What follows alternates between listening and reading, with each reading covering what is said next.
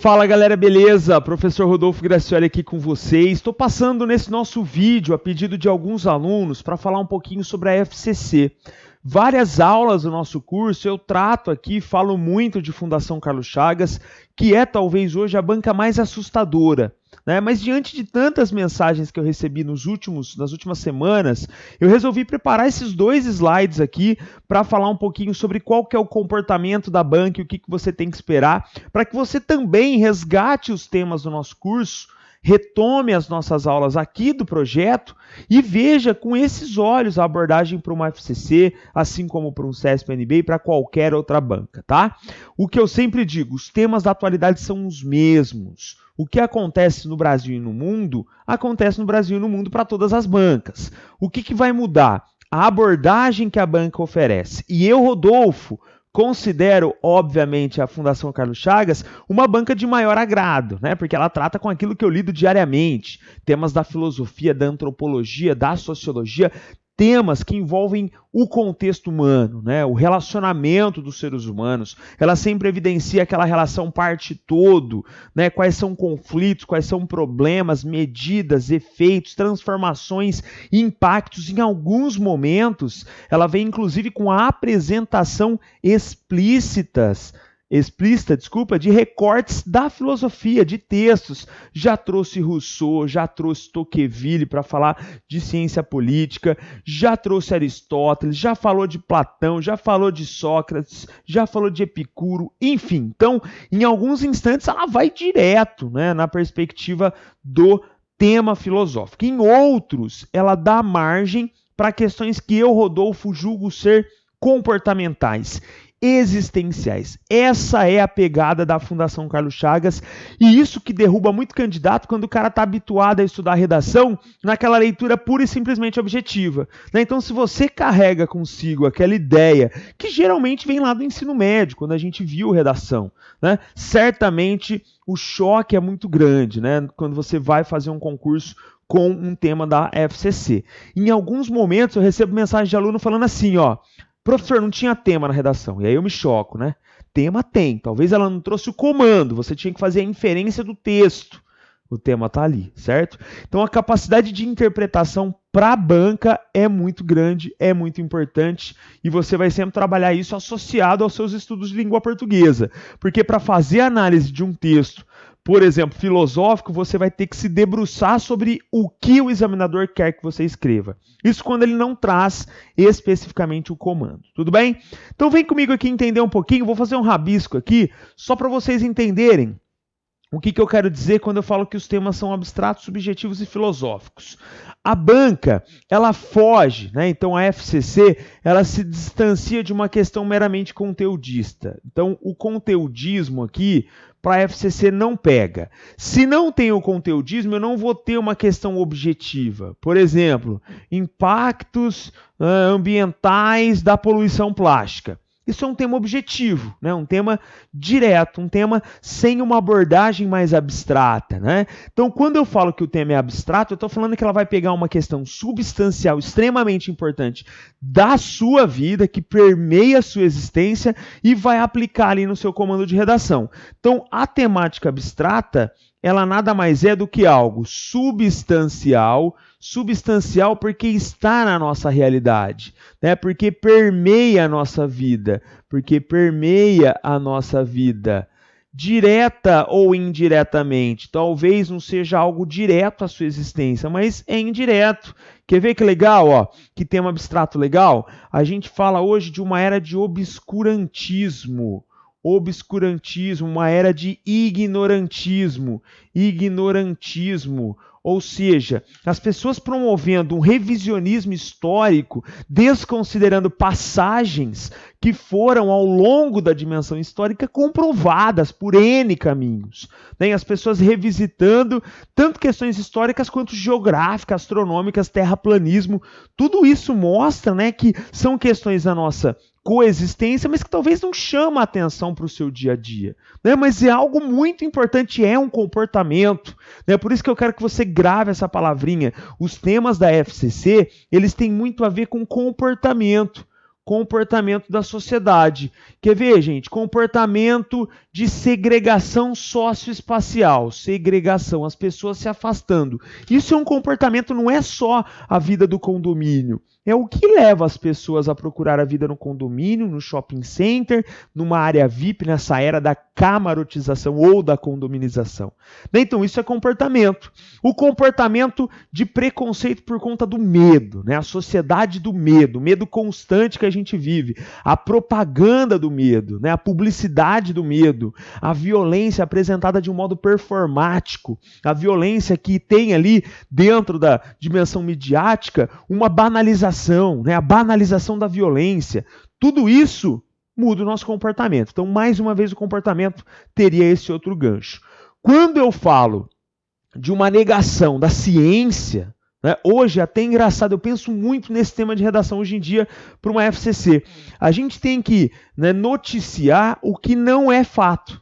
Né? Então, é tamanha o nosso contato com informações falsas, com a disseminação de fake news, com esse amplo compartilhamento que a rede mundial de computadores possibilitou, que a gente tem que ficar falando, ó, isso é mentira. Né? Ao invés de ir no fato, a gente tem que noticiar o que não é fato.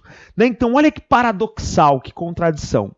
Então, quando eu falo de comportamento aqui, eu quero que você entenda que sempre vai ter aí problema, então sempre serão problematizações. Aí, você pode pensar em efeito de alguma coisa, efeito das redes sociais nos relacionamentos. Você pode pensar em medidas, né, quando a banca vem mais querendo resolver o problema. Você pode pensar diretamente em causas e consequências, que a gente já pensa para estudar redação e produzir ideias, né? Causas e consequências de determinado problema. Mas, enfim, eu quero que você entenda que tudo tem a ver com a nossa vida. Né? Que falar hoje de uma sociedade que não é crítica, falar do baixo potencial de reflexão é extremamente importante e é algo do nosso contato. Temas subjetivos. Essa subjetividade ela se dá justamente porque não é uma coisa fácil de escrever. Né? A gente, muitas vezes, para tratar de temas subjetivos, a gente tem que buscar uma desconstrução. E essa desconstrução a gente chama de desnaturalização, então o que já foi naturalizado, ou uma desmistificação. Desmistificação. Por quê? O que eu quero dizer com isso? Você, muitas vezes, para tratar uma questão subjetiva, solidariedade na era contemporânea, você tem que romper com aquela visão senso comum. E essa desnaturalização, desmistificação, desconstrução, ela passa por esse movimento pessoal mesmo para produzir texto. Né? Por isso que eu digo que dói. Uma produção de texto dói, gente. Né?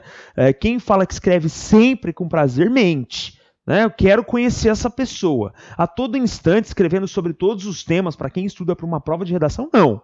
Talvez se você ficar escrevendo sobre o que você gosta, legal, né? Aí o romantismo, essa conexão, esse elo é mais visível. Agora, escrever sobre meio ambiente, política, economia, cultura, literatura, aí eu já acho mais difícil uma pessoa amar de paixão tudo isso. Mas que essa dor, ela venha por um processo automático de crescimento da produção. Você não tem que ser um gênio no tema. Você tem que escrever ali de modo encadeado, com contundência, e essa desmistificação, desconstrução, desnaturalização para um tema subjetivo, ela permite que você transcenda o senso comum. Você vai sair do que é raso no tema, né? Você vai ganhar ali uma perspectiva de profundidade, né? De aprofundamento, trazendo uma fundamentação para a sua análise. Então, quando você faz tudo isso, você está aqui, ó, garantindo a transcendência do senso comum. E o que é o senso comum, gente? Isso tem que fugir na sua prova. É aquilo que é raso, que é superficial, é um conhecimento que não passa por uma comprovação. Geralmente ele é oriundo de um processo histórico, né? Então tudo que é muito raso, para uma redação é ruim, para a sua vida é pior ainda, mas para a sua redação vai jogar sua nota lá embaixo. E é preciso essa desconstrução para tratar essa questão aí mais subjetiva. Filosófico, gente, é quando eu falo da área da filosofia. Áreas. Estou falando aqui de algo específico. Então, estou falando da especificidade, certo? Especificidade. Então, já apareceu conceitos, por exemplo, de Aristóteles. Aristóteles dizia que o homem é um animal político. O que isso quer dizer?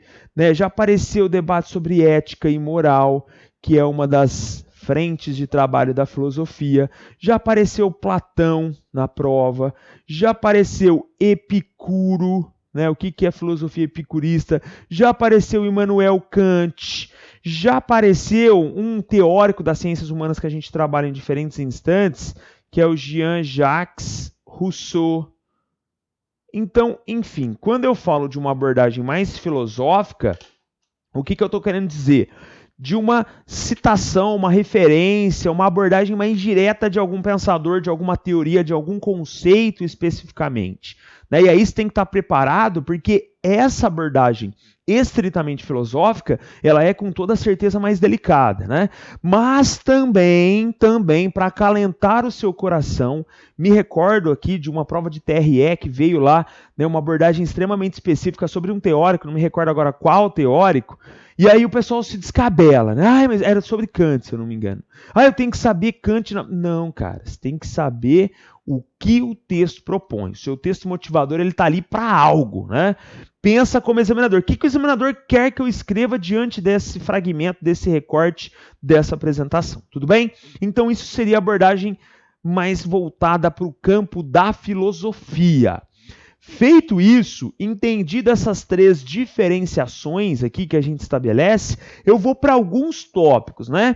E retomo aqui que a Fundação Carlos Chagas ela vai atacar essas questões de comportamento. Né? Então, quando eu falo questões de comportamento, questões existenciais, eu estou falando que ela vai pensar sempre no todo, né? O todo que seria esse viés coletivo, o fenômeno coletivo, olhar para a sociedade, então a sociedade, as patologias contemporâneas, e vai permitir a reflexão para a parte. E aí, quem que seria a parte? A parte é o eu indivíduo, gente, o eu indivíduo. Quer ver que negócio legal? Indivíduo. Eu canso de falar isso, várias aulas aí, né, gratuita de curso, eu chamo a atenção para o tema diversidade. Né? Cultura é uma das perspectivas mais adotadas, utilizadas pela FCC. E como que eu penso no tema diversidade hoje? Viver num espaço diversificado é viver num espaço de riqueza cultural. Né? A aldeia global hoje, que trata, que promove esse intercâmbio, essa globalização de culturas, esse amplo trânsito de culturas, ela traz consigo a diversidade. É um movimento vivo hoje. A diversidade em todos os aspectos, política, religiosa, sexual, racial, enfim. Esse é um dos pontos, essa é uma das nossas marcas da sociedade contemporânea. Entretanto, nesse contexto do todo, no aspecto coletivo, a diversidade tem sido encarada como um problema. Né? Porque a partir de um espaço diversificado que com uma sensação de intolerância, com uma visão radical, com essa leitura extremista, nasce um comportamento violento, uma perseguição, discriminação, preconceito, esse olhar de superioridade de uma cultura para outra, de inferiorização do que é diferente dentro desse choque cultural que é natural. Né? Então, eu estou olhando o todo, que é a sociedade, mas eu estou analisando o comportamento da parte, né, de alguns indivíduos, por exemplo, que vão disseminar o ódio, no mundo físico ou no mundo virtual. Então, essa relação comportamental, essa questão de existência, ela geralmente está amarrada a um problema. Né? Então, eu costumo falar para o meu aluno que é isso mesmo, gente. A gente já tem muito problema. Você, concurseiro que está aí nessa rotina, sacrificando tempo, gastando uma grana, investindo no seu futuro, eu reconheço todo o seu esforço. Por isso que eu estou aqui para te ajudar. Mas eu vou te dar mais problemas para pensar, porque as propostas de redação, elas são problematizações de cada 10, 9. Tá? Uma vai falar ali de um aspecto positivo, vai ser otimista para alguma coisa, mas a maior parte vem tratar de questões que, no mínimo, se apresentam como obstáculos, como conflitos ou como problemas evidentes da nossa realidade. Quer ver? Aqui eu trago alguns exemplos para você entender. Superexposição. Esse é um ótimo problema para você tratar. Superexposição do quê? Da privacidade. Superexposição da privacidade na geração selfie. Geração selfie. Trilhões de selfies são tirados anualmente. Tentei achar um valor aí esses dias fazendo uma pesquisa sobre o tema. É impossível a gente mensurar isso. Geração nudes.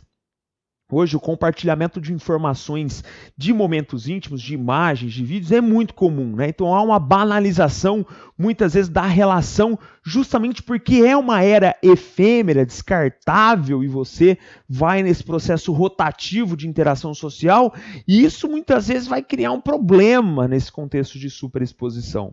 A superexposição aparece, muitas vezes, associada à necessidade de status, né? Então não tem como a gente falar de superexposição sem falar de status, de corrida pela visibilidade. Visibilidade, né? A gente sabe hoje que essa daí é uma das propostas da internet. Vou colocar aqui o www para você lembrar das redes sociais, obviamente, né?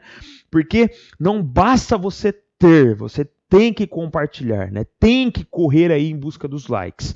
Então percebe como é um problema, como tem um lado aí, né, mais negativo da situação. Segundo tópico, felicidade é uma das expressões que mais aparece. Felicidade aonde? Geralmente na dimensão contemporânea, geralmente a banca faz uma associação ao consumo, a essa ideia de mercantilização da felicidade, né? A essa noção de que para ser feliz você tem que ter, essa noção de que há um imperativo de felicidade, né, em posições, ou que a gente vai chamar de ditadura da felicidade. Tudo isso, gente, que vem, né, o debate sobre felicidade, ele data lá da Grécia Antiga, né, quando os filósofos se debruçam sobre o tema que seria o homem feliz. É o homem do corpo são, é o homem com virtudes, é o homem que busca justiça, e até hoje é um atrito, né? Por quê? Porque a gente tem pessoas infelizes, o Brasil cai ano após ano no ranking da felicidade, né? Ranking que vai avaliar várias variáveis, PIB, corrupção, generosidade. Então tudo isso mostra que há aí uma sociedade infeliz. Não é à toa que a gente fala aqui, olha como você espelha o seu tema, a gente fala de uma fragilização ou patologização emocional da sociedade emocional. Os problemas, os transtornos, depressão, mal do século, Brasil campeão em transtorno de ansiedade, gente. A ansiedade. O Brasil é o grande campeão do mundo, né? Ocupa a primeira posição. Então isso é uma questão comportamental. Isso vem de um sistema, isso vem de uma publicidade, de uma mensagem que é carregada até você, de que para ser feliz você tem que ter aquilo, tem que ser assim, tem que conviver com tais pessoas, etc. Então, um dos ótimos temas. Eu me lembro de um tema de redação aí dos últimos anos que falava sobre felicidade e recursos materiais, né? Como hoje a questão econômica ela cria uma baliza, né? Ela nivela os indivíduos e há uma estratificação social, uma desigualdade evidente dentro da nossa realidade, né? Que parece cada vez mais se alargar. Outro tópico importante que eu tenho chamado a atenção já há algum tempo é a solidariedade, que pode aparecer por outras expressões. Falei agora há pouco de generosidade. Gente, eu sonho, vou puxar um gancho aqui, sonho em um tema FCC que fale sobre a gentileza, né? A gente não vê uma sociedade com um mínimo de etiqueta. Quando eu falo gentileza, eu falo do básico do relacionamento. Por favor, com licença, obrigado, né? A gente perdeu o básico da gentileza. Por quê? Porque nessa falta de solidariedade no comum, né, a não ser em grandes tragédias que a gente vê essa movimentação e o brasileiro realmente surpreende a gente positivamente por essa capacidade de doação, geralmente um luto coletivo, essa dor, né, que é maximizada, mas diferente disso, nós notamos muitas vezes uma solidariedade artificial, né, pouco real, né? Por quê? Porque o nosso comportamento ele acaba dilacerando a possibilidade do entendimento do outro, da alteridade, se colocar na condição do outro, se sentir pertencente, se ver naquela situação, né? Então, essa prática solidária hoje, essa prática da generosidade, essa falta de gentilezas, ela é explicada por uma sociedade mecânica, né? Uma sociedade que sobe no elevador, um não fala com o outro, há inclusive um medo ali, você não sabe com quem você pode, né, estar se relacionando. Então, tudo isso vai criando desafios de comportamento, né? As pessoas vão assumindo esse comportamento cada vez mais mecanicista, automatizado, como se fosse um mecanismo de robotização, né? Muitas vezes elas se falam mais pelas plataformas virtuais do que pelo mundo real, né? E isso faz com que o ser humano sofra isso que eu vou colocar aqui, ó, que é uma desumanização. Desumanização. Isso aqui é muito triste, né? Porque a gente está perdendo a capacidade de ser humano, né? De ser humano.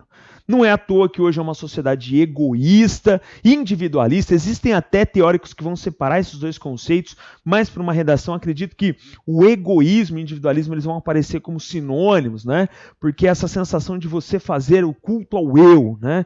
Você se preocupar consigo, porque é o que você aprende desde cedo, né? Esse é o nosso caminho, a competitividade imposta desde cedo na vida das crianças, que não têm uma infância respeitada, já crescem submetidas a essa corrida, uma corrida inclusive em busca de um modelo de felicidade, né? A sociedade impõe, né? Há uma coerção sobre os padrões. As instituições, elas estabelecem que com tantos anos, com 35 anos, se você é uma mulher e não casou e não tem filhos, a sociedade vai entender você como uma fracassada, né? Olha que horrível, gente, que situação, né, deprimente da gente pensar numa coerção que acontece de tal forma, que se solidifica de tal forma que a pessoa não tem como reagir, né? E muitas vezes, se ela não tem esse exercício reflexivo e ela está fora daquilo que, né, é o modelo, ela pode fadigar emocionalmente, né? Então isso que a gente tem que pensar, porque é uma sociedade que cultua muito o eu, né? Então há uma exaltação do eu. Aqui no egoísmo eu vou colocar então essa exaltação do eu, né? A figura do eu e só. Né? O que está acontecendo ao meu redor pouco me importa. Gente, isso daqui você iria lá no protecionismo dos países, né? Lá no protecionismo, nas situações de violência, etc. Liberdade, um tema muito rico, né? Liberdade de expressão, liberdade do pensamento, liberdade religiosa, liberdade versus libertinagem, o excesso da liberdade, uma liberdade nociva, né? Qual a importância da gente garantir liberdade? Eu sempre falo disso, gente. Conceito de democracia, participação, atuação, ação do indivíduo, né? Ação em busca de uma transformação social. Isso é muito importante associar ao conceito de liberdade, né? As nossas garantias. E aqui é falar tanto da perspectiva legal, constitucional, como falar da perspectiva social, né? Por quê? Porque a liberdade é um dos pilares da democracia. Não dá para a gente negar a liberdade hoje, né? Pensar sobre a liberdade é pensar sobre um tema que movimentou a humanidade ao longo da história.